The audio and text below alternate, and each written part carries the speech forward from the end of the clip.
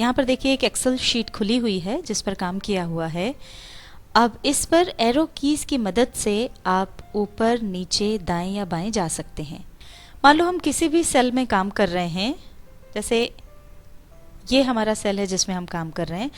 अब हमको अगर नीचे की तरफ जाना है तो आपके कीबोर्ड पर जो डाउन एरो की है उसकी मदद से आप नीचे जा सकते हैं इस तरह से। और अगर आपको ऊपर जाना है तो उसके लिए आप अप एरो की का उपयोग कर सकते हैं। लेफ्ट में जाने के लिए लेफ्ट एरो की का उपयोग करेंगे और राइट में जाने के लिए राइट एरो की का उपयोग। अब हम आपको बता रहे हैं पेज डाउन और पेज अप कीज का उपयोग। ये देखिए यहाँ पर हम एक्सेल शीट पर हैं और ये पहला पेज है। ये यहाँ से आप देख सकते हैं नंबर 1 से स्टार्ट हो रहा है। ये पहला पेज है और इसमें ये 16 नंबर तक की रोज आपको दिखाई दे रही हैं। अब अगर आपको ये पूरा पेज बदलना है, अगले पेज पर जाना है, तो इसके लिए पेज डाउन की का उपयोग करें। जैसे ही हम उसको प्रेस करेंगे, ये देखिए सीधे ये अगला पेज आ गया है। ये 16 रो आपको यहाँ दिख रही है और ये 32वीं रो तक है। ये एक बार फिर से पेज डाउन की को प्रेस कर दें। अब ये देखिए ये 32 ऊपर आ गया और ये 48 तक जा रही। इसी तरह से आप आगे बढ़ सकते हैं। ऊपर जाना हो तो पेज अप की का उपयोग करें। जैसे जैसे आप उसको दबाते जाएंगे आप ऊपर आते जाएंगे। ये देखिए हम वापस पहले पेज पर आ गए हैं। आइए अब देखते हैं किसी भी पेज को लेफ्ट या राइट में खिसकाने के लिए शॉर्टकट कीज का उपयोग। ये हम एक्सेल शीट पर हैं। अगर आपने किसी एक्सेल शीट पर बहुत ज़्यादा काम किया है, आपको पूरा की पूरा पेज जो है, एक पेज राइट जाना है या एक पेज लेफ्ट आना है, तो उसके लिए आप अल्टर प्लस पेज अप या पेज डाउन कीज का उपयोग कर सकते हैं। ये हमने शीट पर क्लिक कर दिया है जिससे वो एक्टिवेटेड है। अब यहाँ आप देख सकते हैं कि ये है कॉलम ए और ये यहाँ पर इस पेज पर हमको कॉलम एन तक नजर आ रहा है। अब इसके आगे जाना है, राइट में हमको एक पेज सरकाना है। उसके लिए हम ऑल्टर के साथ पेज डाउन की का उपयोग करेंगे। दोनों कीज हमको एक साथ दबाना होंगी। ये हम आगे के पेज पर आ गए हैं। ये देखिए यहाँ से कॉलम ओ आ गया है। ये ओ से जेड तक हम आ गए।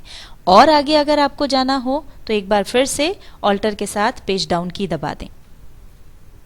तो ये देखिए अब हम जेड के आगे वाले पेज पर आ गए। तो इस तरह से आप दाईं ओर बढ़ते जा सकते हैं। अब आपको वापस बाईं ओर आना है या वापस लेफ्ट पेज पर आना है, तो उसके लिए ऑल्टर के साथ पेज अप की दबाएंगे। ये हम एक पेज बाईं ओर आ गए, फिर से दबाएंगे तो ये देखिए वापस से हम पहले वाले पेज पर आ गए हैं।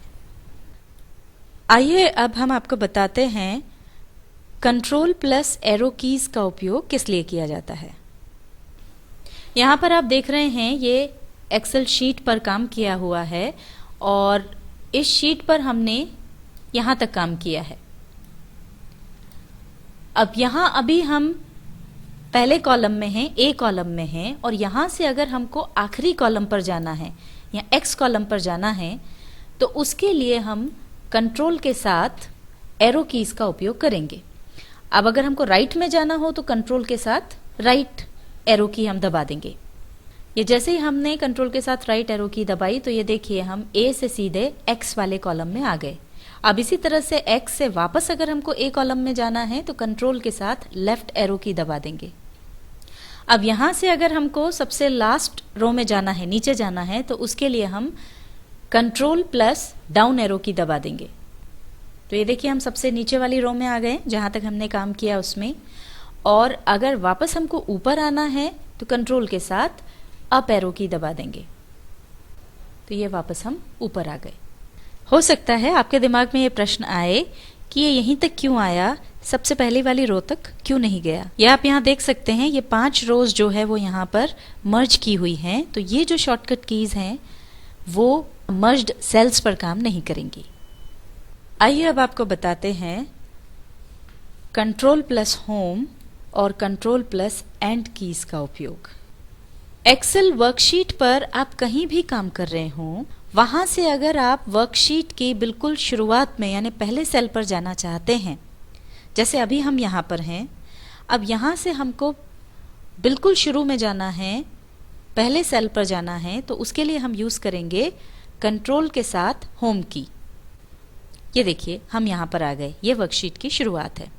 अब इसी तरह से जिस भी वर्कशीट तक हमने काम किया है उसके लास्ट सेल तक अगर हमको जाना है तो उसके लिए फिर हम यूज करेंगे कंट्रोल के साथ एंड की।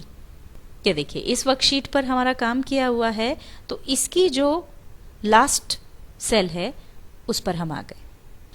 लीजिए अब हम आपको बताते हैं कंट्रोल प्लस होम और एंड कीज तथा कंट्रोल प्लस राइट और लेफ्ट एरो कीज के अन्य उपयोग। अब अगर आपने एक्सेल वर्कशीट में किसी भी सेल के अंदर कोई टेक्स्ट लिखा है और उसमें अगर आपको कोई करेक्शन करना है, मान लीजिए आप यहाँ पर हैं शुरुआत में और अब यहाँ से आपको सीधे एंड पर जाना है, जो भी आपने लाइन लिख रखी है उसके एंड पर जाना है, लास्ट में जाना है, तो उसके लिए हम यूज करेंगे कंट्रोल के साथ एंड की। तो ये देखिए हम सीधे जो भी हमने लिखा है उस टेक्स्ट के एंड पर आ गए हैं। और ऐसे ही अगर इसके शुरू में जाना हो तो कंट्रोल के साथ होम की का उपयोग करेंगे। तो ये हम शुरू में आ गए। पर यदि अब आपको सीधे जो भी लाइन लिखी है उसकी शुरुआत से उसके एंड पे न जाकर के एक वर्ड से दूसरे वर्ड पर जाना हो, तो उसके लिए हम कंट्रोल के साथ लेफ्ट और राइट एरो कीज का उपयोग करेंगे। यहाँ पर हम इसको फॉर्मूला बार पर बेहतर तरीके से समझ सकते हैं क्योंकि यहाँ पर ये एक स्ट्रेट लाइन में लिखा हुआ है। अभी हम शुरुआत में हैं, एंड में जाने के लिए हमने कंट्रोल के साथ एंड की का उपयोग कर लिया और शुरू में आने के लिए कंट्रोल के साथ होम की का उपयोग कर लिया। पर अब एक एक शब्द पर जाना है। करंट के बाद हमको ईयर पे आना है, ईयर के बाद सैलरी पे जाना है, सैलरी के बाद एस पर आना है, तो उसके लिए हम राइट में जाने के लिए कंट्रोल के साथ राइट एरो की यूज करेंगे।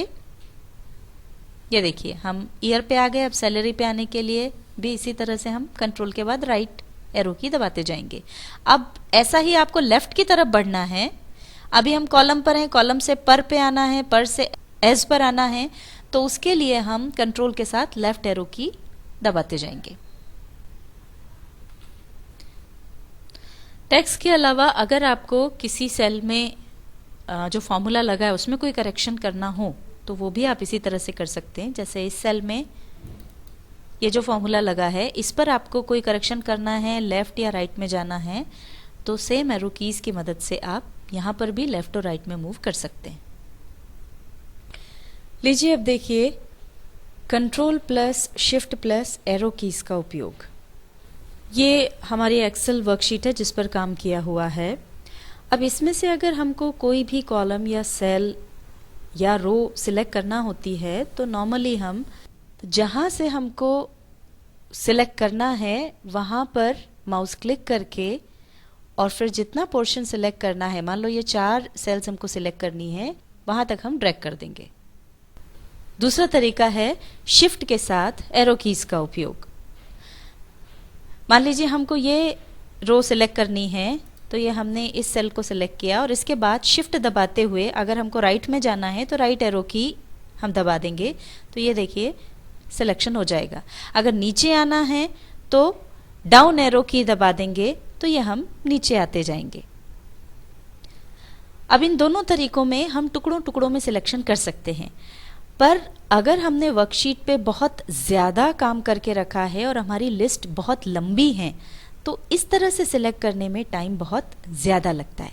अगर हमको पूरी की पूरी रो और पूरे के पूरे कॉलम सिलेक्ट करना हो तो फिर आसान एक तरीका है control plus shift plus arrow keys का उपयोग। अब मान लीजिए ये जो ईयर का कॉलम है इसको हमको पूरा नीचे तक, जहां तक हमने काम किया है वहां तक सिलेक्ट करना है, तो ये यहां पर हमने क्लिक किया। अब इसके बाद हम कंट्रोल प्लस शिफ्ट दबा करके और फिर नीचे आना है, उसके लिए डाउन एरो की दबा देंगे। तो ये देखिए एक ही झटके में पूरा के पूरा कॉलम सिलेक्ट हो गया। इसी तरह से आप अगर रो सेलेक्ट करना चाहते हैं तो वो भी कर सकते हैं, और अगर पूरी की पूरी वर्कशीट आप सिलेक्ट करना चाहते हो तो वो भी कर सकते हो। पर यहाँ पर ध्यान रखें, पूरी वर्कशीट सिलेक्ट करने के लिए आपको एक बार कोई भी पूरा एक कॉलम या फिर पूरी रो सिलेक्ट करना होगी। जैसे ये हमारा पूरा एक जो कॉलम है वो ऑलरेडी सिलेक्टेड है। अब अगर हम कंट्रोल और शिफ्ट के साथ राइट एरो की दबाएंगे तो ये पूरी वर्कशीट सिलेक्ट हो जाएगी।